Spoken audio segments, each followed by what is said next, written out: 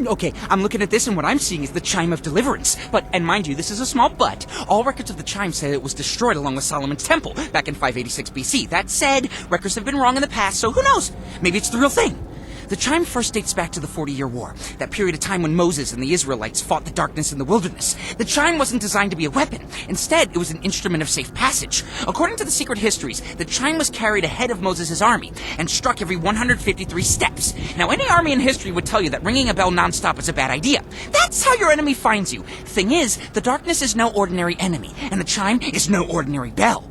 You're in the mob. The mob is Italian. Italian's like opera, right? Well, you know how an opera singer can shatter glass by singing a certain note? Well, the Chime of Deliverance does the same thing, except instead of glass, it shatters darkness. The exact pitch has never been identified, but when struck, the Chime emits a sound that can physically push back the night. Now, if you want, we can test the Chime's authenticity. We just gotta hit it, make it sing. And this is a much larger butt. A butt of epic proportions, really. It might disintegrate you. Just saying. Think back to your high school history class. Wait, did you even go to high school? You know what, forget it. I don't want to argue, nor do I want you to punch me in the face. So I'll just catch you up to speed on some stuff I'm sure you already know. The lost colony of Roanoke was a British colony off the coast of what we now call North Carolina. As the name implies, it disappeared. Okay, the colony, not the island. 115 people just whoosh, gone. Okay, goodbye. To this day, no one knows what happened to them.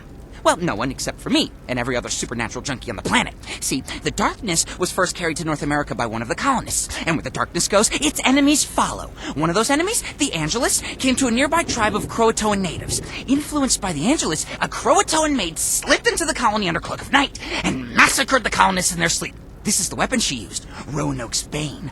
But the Angelus had been mistaken. The darkness was not in Roanoke, as it was being carried by the colony's leader, John White. John was back in England, procuring more supplies. When he returned to find Roanoke deserted, the darkness knew the Angelus had been there. Unfortunately for the Croatoans, the Angelus had already moved on. They were defenseless when the darkness fell upon them, much like the colonists had been. Fair's fair, I suppose.